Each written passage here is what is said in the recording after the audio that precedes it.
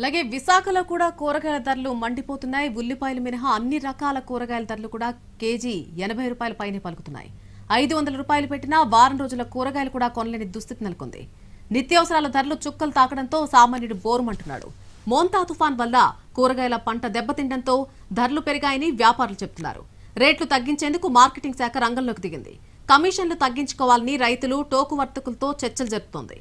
ధరలపై మరింత సమాచారం మా ప్రతినిధి రవిచంద్ర అందిస్తారు.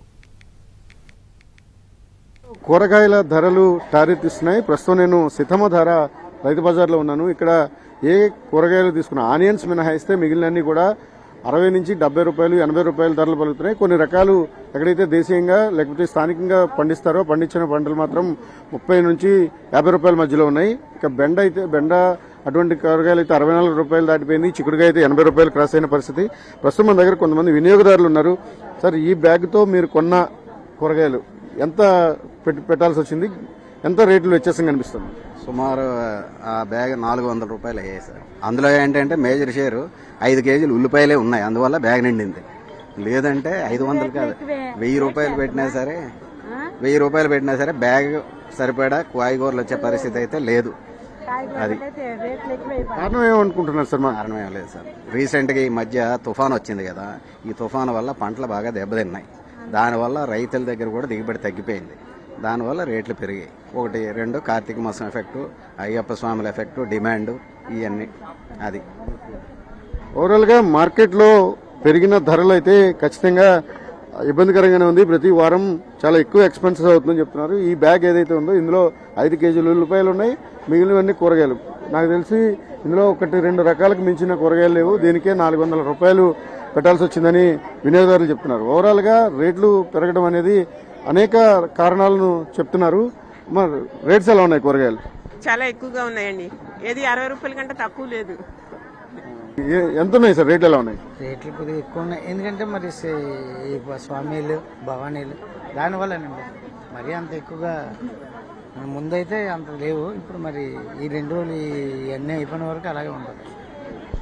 ప్రస్తుతం మార్కెట్లో అడ్డు అదుపు లేకుండా పెరుగుతున్న వెజిటబుల్స్ ధరలను నియంత్రించడానికి మార్కెటింగ్ శాఖ రంగంలోకి దిగింది. ఇప్పటికే ఒక మీటింగ్ కూడా జరిగింది. ఎవరైతే హోల్సేలర్స్ ఉంటారో హోల్సేలర్స్ కానీ రైతులు కానీ రైతులను కూడా రిక్వెస్ట్ చేస్తున్నారు, వీలైనంత వరకు మార్జిన్లు తగ్గించుకోవడం ద్వారా వినియోగదారుల పైన పడే భారాన్ని కొంతైనా తగ్గించమని ప్రభుత్వం కోరుతున్న పరిస్థితి ఉంది.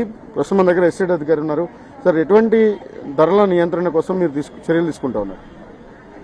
నిన్న హోల్సేల్ మార్కెట్లోని ఎవరైతే హోల్సేల్ మార్కెట్స్ సావకర్లు ఉన్నారో వాళ్ళతో మీటింగ్ చేయడం అయింది. డీడీ గారు జేసీ గారు ఆదేశాల మేరకు వాళ్ళు కూడా సానుకూలంగా స్పందించారు.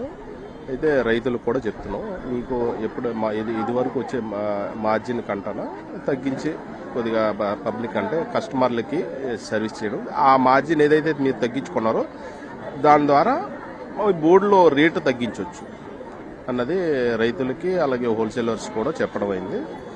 ఇంకో రాబోయే ఒక 2-3 రోజులు అంటే ఏవైతే మేజర్గా కొద్దిగా ఒక 4-5 ఐటమ్స్ ఉన్నాయి సర్వీస్ చేయండి ఈ 10-15 రోజుల్లోని.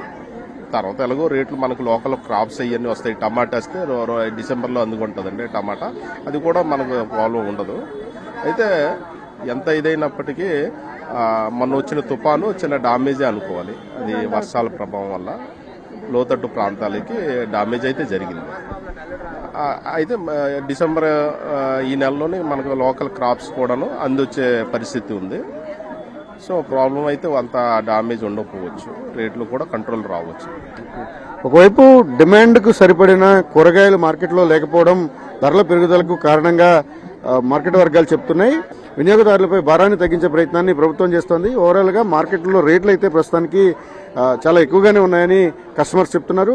కెమెరామెన్ ప్రసాద్తో రవిచంద్రన్ టీవీ.